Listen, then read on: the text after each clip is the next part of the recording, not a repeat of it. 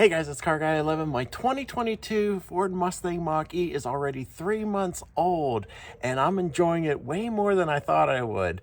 But it doesn't come without annoyances like every car, and today we're going to go through the things I hate about my Mach-E. The first item is the rotary shift knob on the Mach-E, and this isn't exclusive to the Mach-E. It's on a lot of Ford products. I just don't like the rotary knobs because it's very hard to tell what gear you're in. There's no different detents or anything, because when you're doing fast maneuvers in a parking lot situation, you constantly have to look down to see what gear you're in. And yes, there is a gear display on the dash, but it is kind of hidden by the steering wheel as well. So I wish it was just a regular shifter, or even a push button would have been nicer here. Next, while I love the huge center screen Ford provided on the Mach-E, it's amazing to me that there is no split screen option. You have this huge navigation map on the display, which is great, but I would love to have a small audio portion showing what's playing. Yes, you get the station, a little tile there, and you can click on it and it'll switch, but it takes the map away then. So you're always having to constantly go back and forth. And even on the dash display, there is no audio information. And that brings me to the next item. There is very limited customization on this dash display. It does change based on what your modes, and you can turn on and off this lane keep and it will switch up slightly, but no real customization here. In addition, there is no energy regen display, but you're probably wondering why I show one here. But that is because I added it with the ForScan program available. Only the GT models come with this display showing power and regen, but on the regular Mach-E's it doesn't. It's a very nice feature to see how much you're regen when you're braking. So I did add that, and that is a nice feature that you can add some of these things back with ForScan. I added the kick to open tailgate as well, and a few other items. Another thing strange to me that's on a lot of other vehicles is a mute button on the steering wheel. If you're playing something and you need to mute for some reason, there's no way to do that on the steering wheel.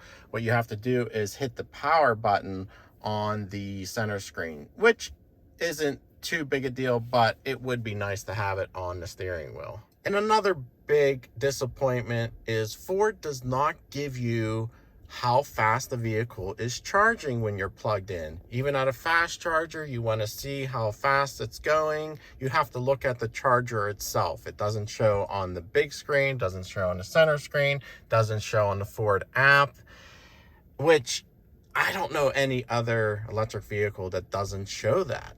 Yes, it does give you efficiency and some other stats, but I think charging speed is a very important item that's not on it.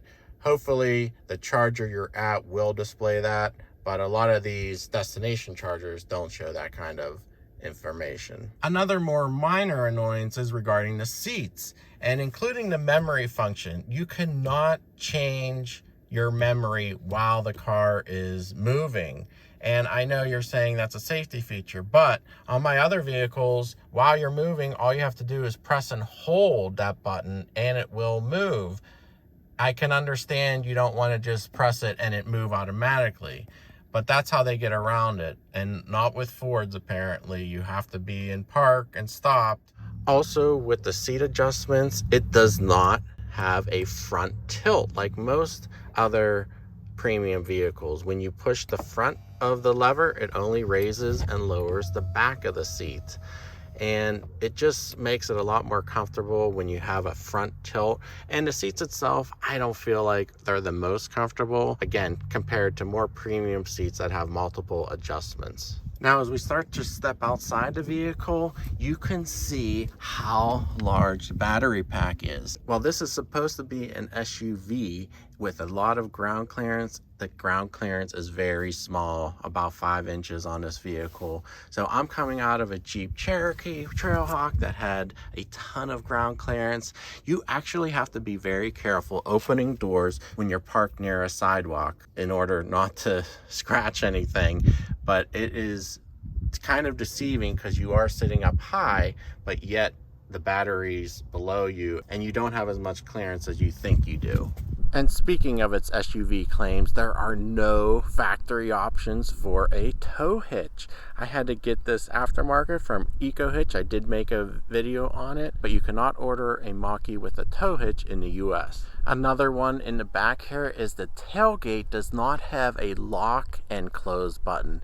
Yes, you can close it, but you cannot lock the vehicle from the back here. You'd have to use your remote or press it on the door to lock the vehicle. Now, if the vehicle is already locked, as you can see the mirror closed, the vehicle will lock again once the tailgate is closed.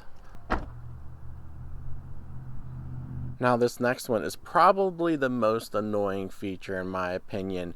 There is no power charge door. You have to put your hands on the paint. Sometimes it doesn't open, to open and close it. You use this door multiple times a day sometimes, and it would just be nice to at least, at a minimum, be auto open with it spring loaded. Maybe you can use your key and it would just open and then you have to manually close it. But having to touch the paint to open and close it every time is super annoying to me, and it's bound to be scratched up, this door, in no time. So guys, that's my list. Let me know if you have more in the comments below.